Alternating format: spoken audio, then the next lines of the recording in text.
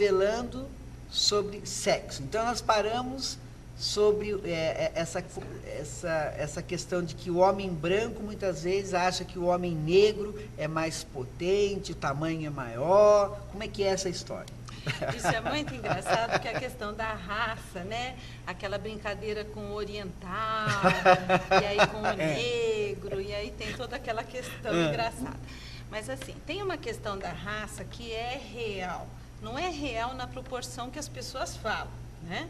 Então, o homem negro, ele pela raça, pela estrutura racial dele, ele tem uma predisposição para ter um pênis maior.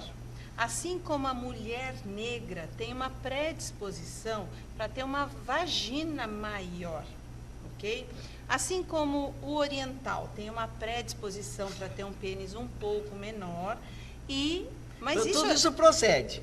Mas assim, procede não nessa proporção da piada. Mas falando em proporção da piada, qual seria o tamanho? O tamanho. Em centímetros, você fala assim, não, isso está dentro da normalidade. Da média do brasileiro. Isso. A média do brasileiro, do pênis em ereção, é em torno de 14, 15, de 14 a 16 centímetros. Imagino que todo mundo vai pegar a régua daqui a pouco, né, João? Se tiver menos que isso, pode se matar. Não precisa se matar. Isso é uma média.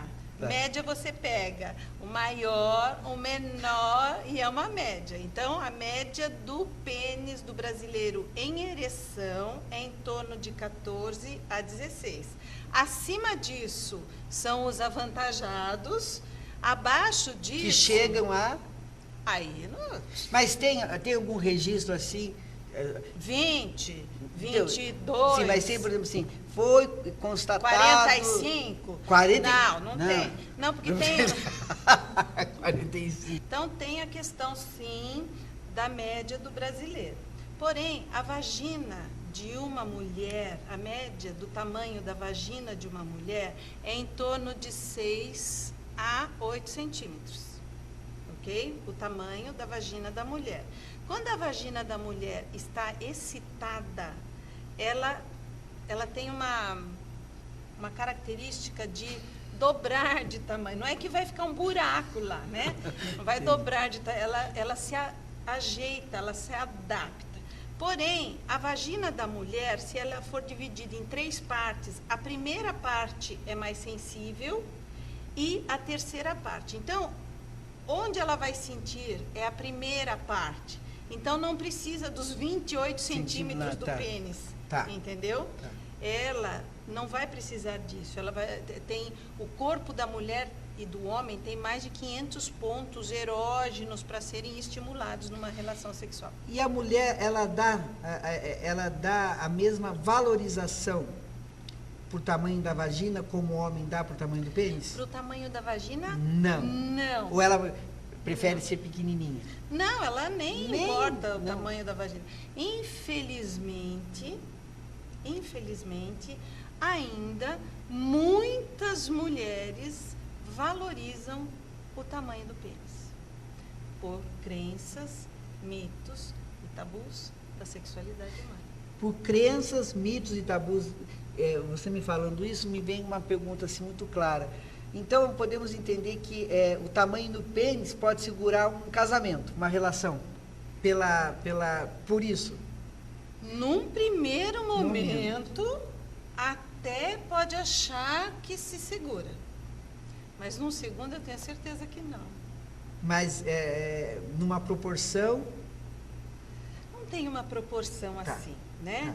Porque, assim, na realidade, a questão não é o tamanho... Porque, assim, quando as pessoas, muitas vezes, procuram... Tem muitos casais que me procuram, às vezes, por conta do tamanho do pênis. Às vezes, mulheres, às vezes, homens. Mas porque é muito avantajado ou pouco avantajado? Por achar que o tamanho do pênis é pequeno. O tamanho do pênis do meu marido é pequeno e eu quero me separar porque eu acho que eu sou infeliz, que isso, que aquilo, que aquele outro e pronto. Então tá, então porque tem filhos, porque acha que o cara é legal, porque tem coisas que ainda... Sim, mas para ela chegar nesse diagnóstico, digamos assim, ela foi conhecer outro pênis, então. Ou já conhecia, não sei, Ou né? já, E por que Não. que ela, né? Ou às vezes também não, até... não tem que entrar nesse mérito, mas né, não É. deveria ter casado, né? Não sei, sei lá, a cabeça do ser humano, que bom que veio procurar ajuda, porque se chegou a procurar ajuda, a gente tenta desmistificar isso daí, não é verdade? Então, isso não é um motivo para separar, porque a questão e o casal pode ter prazer normalmente, porque às vezes é uma questão, e geralmente está ligado a... É simples o tratamento, é quebrar mitos e tabus e a pessoa aprender, principalmente a mulher, a se tocar, a abrir um pouquinho em relação a abertura de fantasias sexuais, a abertura de achar que não é responsabilidade do homem o seu prazer sexual. E aí vai. Né? Aí, com essa proliferação de sex shop, enfim, de produtos, você abre o seu e-mail o tempo todo, tem produtos, tem, enfim, uma camada de coisas, né? Uma gama imensa, né? De pomada, desde pomada até pênis de borracha, enfim. Isso ajuda uma relação, destrói uma relação, não sei, apimenta uma relação. Como que a gente pode entender? Eu sei que você vai, talvez fale assim, Júnior, isso é uma coisa que vai ser resolvido entre duas pessoas. Pode apimentar a relação, pode acabar com a relação, pode acontecer um monte de coisa. Eu acho que você fazer uso de produtos do sexy shopping é extremamente benéfico.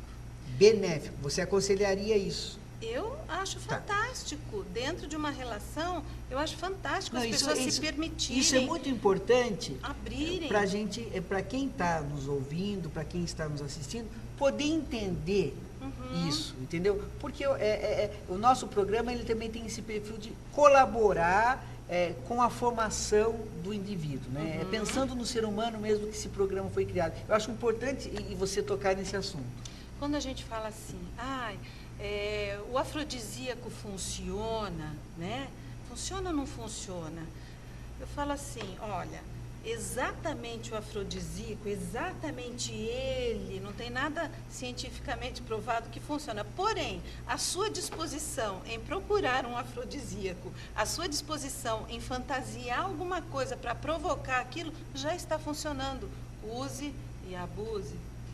Não é verdade? O quanto você se dispõe para buscar aquilo. Então, o quanto você se dispõe a ir ao sexy shopping, a trazer, hoje em dia tem como que eu posso chamar?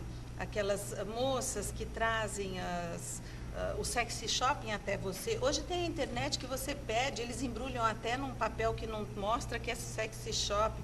Então, eu aconselho casais a procurarem juntos, a usarem juntos, a descobrirem juntos, a se permitirem juntos. Agora vamos entrar então numa coisa assim, talvez mais restrita ainda quando você fala em sexy shopping. Os produtos do sexy shopping, teoricamente, voltado para as mulheres, né? Teoricamente, um membro masculino.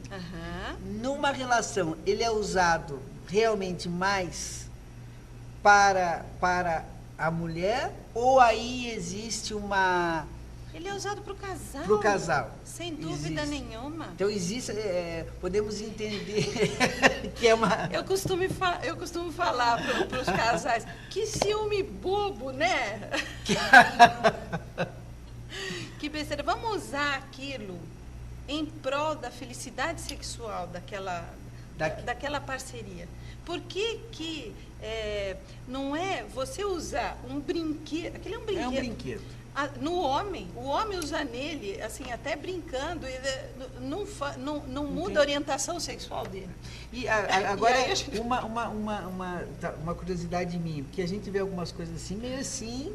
Cabeludas. Estrambólicas, né? Tem coisas assim que você fala, mas tudo aquilo lá é usado? Porque tem coisas assim que você fala, gente, não dá.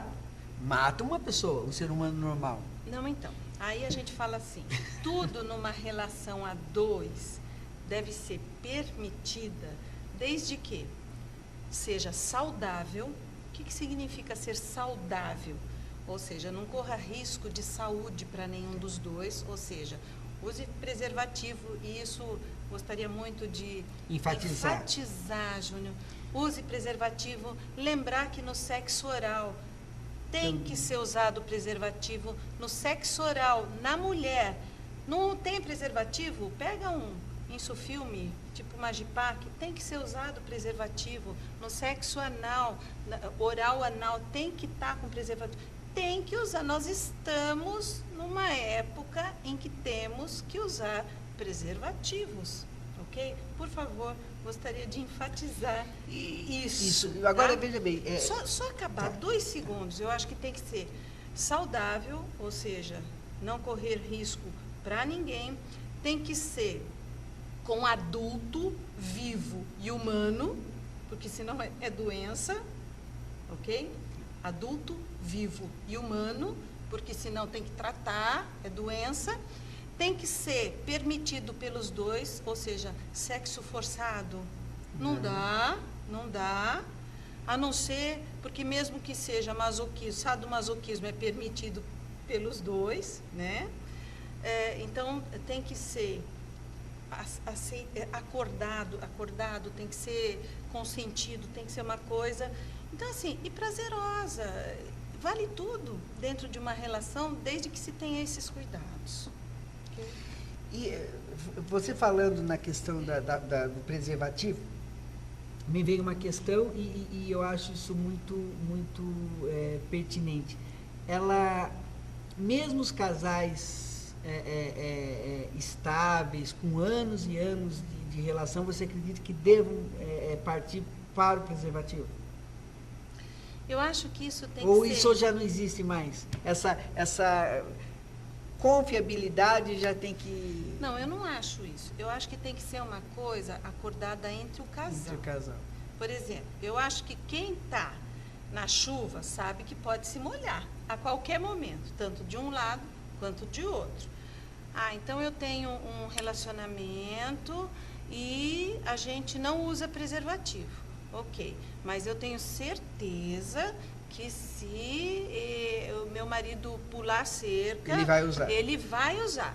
Tá, você tem certeza, mas você sabe que isso pode não acontecer. Eu tenho certeza que a minha mulher, se de repente ela pular a cerca, ela vai usar preservativo.